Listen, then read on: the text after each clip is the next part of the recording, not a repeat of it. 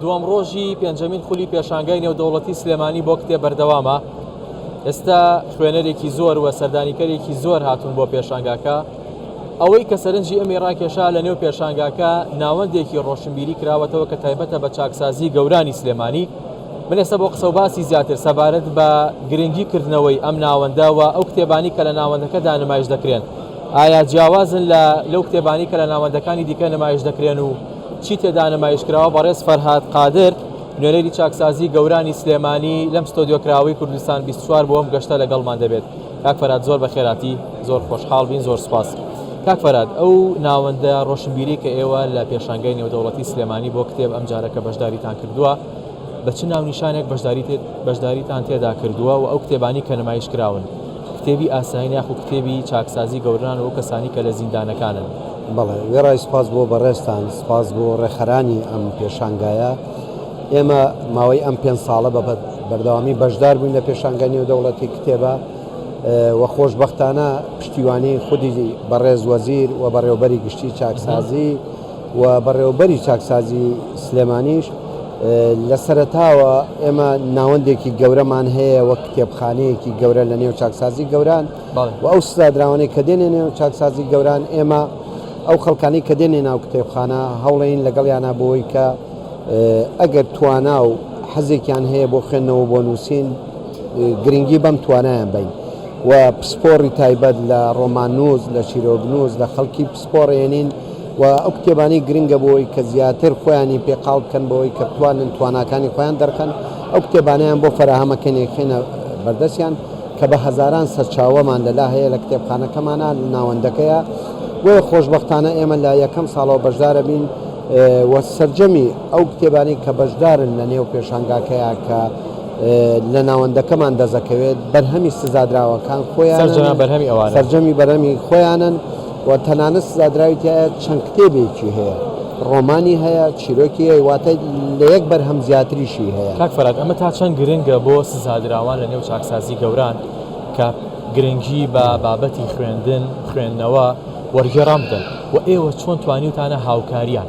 بڵێ خۆشبەختانە لە ڕووی خوێندنەوە گەر باسی بکەین، ئێمە تاوەکو قۆناغی 12 لە نێو چاکسازیە قوتابیان ناتوانن وانە بخوێن و لەوێشەوە کاتێک نمرەی بەرزێن و بۆ زانکۆ خۆشبەختانە بە هاوکاری خودی جەنابی وەزیر و بەڕێوەبەری گشتیش و بەڕێوەبەری چاکسازی گەورانیش ئەوانەی کە نمرەی باشێن و لە کۆلێژێک لە کۆلێژەکان وەرەگیرێن فەراهەمی خوێندنیان بۆ ئەکرێت بەبێ ئەوەی خەرجیش لەسەر خۆیان بێت و لەوێ درێژە بە خوێندنەکەشیانێن. لە ڕووی کتێبخانەوە بەڕاستی پشتیوانیەکی باشمان هەیە لە ناو چاکسازیەکەیە بەوەی کە ئەو سزادراوانەی دەیانەوێت حەزیان بۆ خوێندنەوە و فێربوونەیە دەیانهێنینە ئەوێ و لەگەڵیان ئەڕۆین بە هەوڵی برای بەڕێزم کاک ڕێبواروەلی و ئێمەش وەکو ستاف کە لەوێ لەگەڵ یەکین هەمومان پشتیوانیانە بین بۆی کە کتێبەکانیان بۆ چاپ بکەین و بەرهەمەکانیان بەر لە چاپکردن دەدەینە خەڵکانی پسپۆڕ بۆی پیادوچونەوەیەکی پیا بکە، هەڵسەنگانێ بکات. ئەگەر لەلایەنە کەم و کوڕی هەبێت هەوڵین ئەو کەم و کوڕیانەی پێ بڵێنەوە بۆی بۆ بەرهەمی تری باشتر بێت و گەشتۆتەوەی کە سپاس بۆ خوای گەورە بەرهەمەکانی سزادراوانی چاکسازی گەوران هیچ کەمتر نییە لە هەموو ناوەندەکانی تر.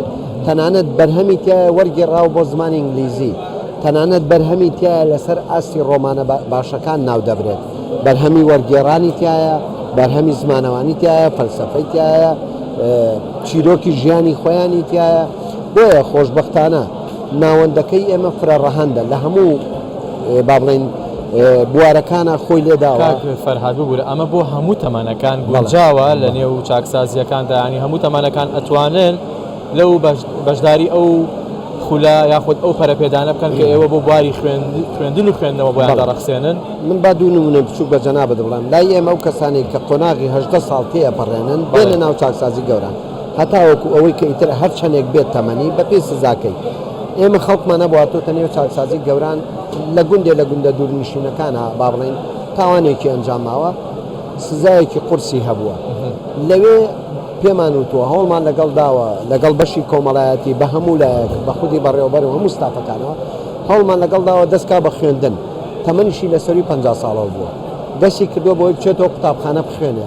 ئێستا قۆناغی لە قۆناغی با بڵێن 3 واتە 9 و ئەم کەسە هێنامان تە کتێبخانەشەوە لە کتێبخانەش بۆ نمونە هەوڵمان لەگەڵایەوە یەکێ لەو کتێبانەی کە هەوڵ بن چاپی بکە بۆی هەستکا کە ئەمە خۆی حەزی بۆ نووسین هەیە چیرۆکی گوندەکەی خۆیانی کردووە بە کتێبێک و باسیەکە واتە هەوڵەکانی ئێمە بۆ ئەو کەسانەیە لە نێو چاکسازەکان کە حەزیان بۆ هەیە کە خۆیان چاکسازکە ببنە کەسێکی چاک. دوا پرسیارم بە کورتیش وەڵامی تۆ سپاس دەکەم بە چەند ناونیشان لەم پێشانگایەدا بەشدارن و دیارترین کتێبێک کە لە نێو چاکسازیەکانەوە نووسرا بێت و هێنرابێت بۆ پێشانگایە کتێبەکە کامەیە کە سەرنجی زۆری خوێنەرانی ڕاکێشابێت. بەڵێ ئێمە 38 ناونیشان زیاترمان بەشدارە بەگشتی لە هەموو سەرچاوەکانەوە و خۆشبەختانە کتێبێکی تیانێ بەڵام جیاوازترە لەوانی تر بەگشتی کتێبەکان خوێنەر کاتێک کە دەڵێن ئەمە بەرهەمی سزادراوانە زۆر حەزیان بۆ هەیە زیاتر ئەو کتێبانەشی کە لای ئێمە خوێنەر زۆرترەی بات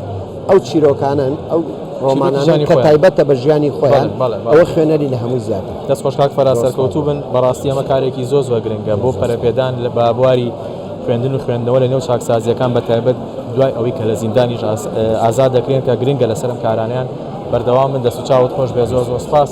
بەڵێ من جارێکی دیکە دەگەڕێمەوە بۆ لای ئێوە ئەوەی کە باسمان کرد گرنگی بابەتی خوێندن و خوێندنەوە و پەروەردە و فێرکردنە لە نێو چاکسازی گەورانی سلێمانی کە وەکو کاک فەرهادیش باسی کرد ئەوان وەکو چاکسازی گەورانی سلێمانی وەکو وەزارەتی کار و کاروباری کۆمەڵایەتی حکوومەتی هەرێمی کوردستانیش دەرفەتی ئەوەیان بۆ ئەو کەسانە ڕەخساندووە کە لە نێو چاکسازی گەورانی سلێمانیدان و سەرجەم شوێنەکانی دیکەش وەکو باسیشم کرد لە سەرەتاوە ئەمڕۆ کە دووەم ڕۆژەوە ڕۆژی هەینیە قەرەباڵغیەکی زۆرتر دەبینرێت لە پێشانگای نێودەوڵەتی سلێمانی بۆ کتێب کە ئەمڕۆژ تا کاتژمێر 6 ئێوارە بەردەوام دەبێت و ڕۆژانی داهاتوش بە هەمان شێوە لە کاتژمێر 9 تا 6 ئێوارە بەردەوام دەبێت.